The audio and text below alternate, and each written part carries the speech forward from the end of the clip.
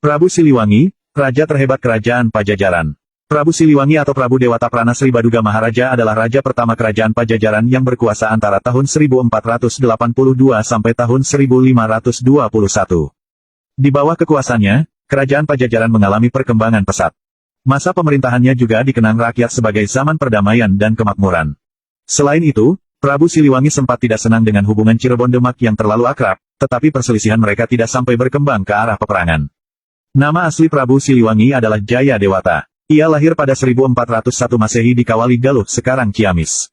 Prabu Siliwangi adalah putra dari Prabu Dewa Niskala sekaligus cucu dari Niskala Wastu Kancana. Menurut prasasti batu tulis, ia dinobatkan sebanyak 2 kali, yaitu sebagai Raja Kerajaan Sunda dan Raja Kerajaan Galuh. Periode terakhir Kerajaan Sunda Galuh inilah yang kemudian dikenal sebagai masa Kerajaan Pajajaran dengan pusat pemerintahan di Pakuan Pajajaran.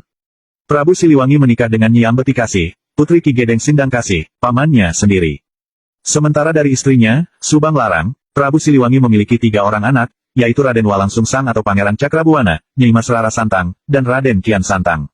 Raden Walang Sungsang inilah yang nantinya mendirikan Kesultanan Cirebon. Selain itu, Prabu Siliwangi juga dijodohkan dengan Nyai Kentring Manik Mayang Sunda. Dari pernikahannya ini, ia memiliki anak Sanghyang Surawisesa, yang nantinya mewarisi tahta Kerajaan Pajajaran. Sosok anak Soekarno yang jarang terekspos, begini nasibnya sekarang. Tak banyak yang tahu jika Soekarno memiliki putri dari istrinya yang ke-7 yakni Naoko Nemoto alias Ratna Sari Dewi Chandrawinata. Dalam pernikahannya dengan wanita asal Jepang itu, Soekarno memiliki 1 orang putri bernama Kartika Sari Dewi.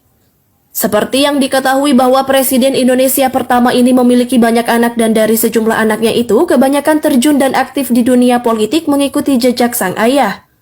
Namun di sisi lain ternyata masih ada anak dari Soekarno yang juga tidak terjun ke dunia politik. Kartika Sari Dewi memang sosok anak Soekarno yang jarang terekspos sampai saat ini, bahkan ia menjalani bidang yang cukup berbeda dengan keluarga besarnya.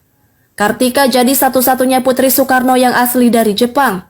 Meskipun ia tak lahir dan besar di Indonesia, nyatanya Kartika memiliki kehidupan yang begitu inspiratif dan cukup memberikan kontribusi yang besar bagi Indonesia. Diketahui bahwa Kartika bersama sang ibu sempat berpindah-pindah negara dan lama tinggal di Perancis. Kemudian wanita ini lahir di Tokyo dan melangsungkan sekolahnya di Swiss. Setelah lulus sekolah ia kembali lagi ke Jepang. Setelah kembali ke tanah kelahirannya, Kartika pun sempat menjadi wartawan untuk sebuah stasiun televisi Jepang. Namun tak berlangsung lama, Kartika pun ikut sang ibu untuk pindah ke Amerika Serikat. Di negara tersebutlah ia melanjutkan pekerjaannya di Biro Periklanan yang berada di New York.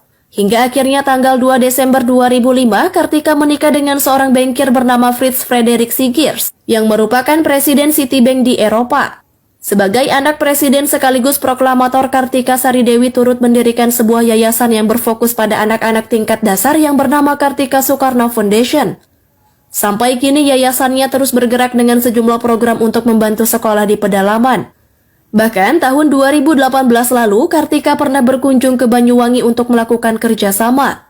Tentu KSF dibangun olehnya karena melihat krisis yang saat itu sedang melanda Asia Tenggara, yang mana yayasannya itu bergerak pada bidang pendidikan, kebudayaan, dan kesejahteraan.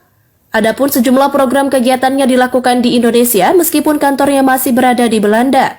Memang kini Kartika dikenal sangat aktif dalam sejumlah kegiatan. Maka dari kontribusinya tersebut membuat Kartika banyak memperoleh penghargaan. Tak hanya dari Indonesia namun organisasi dunia. Sampai sekarang pun wanita yang memiliki hobi memasak dan membaca ini terus memberikan kontribusinya bagi kemajuan Indonesia terutama pada bidang pendidikan. Allah.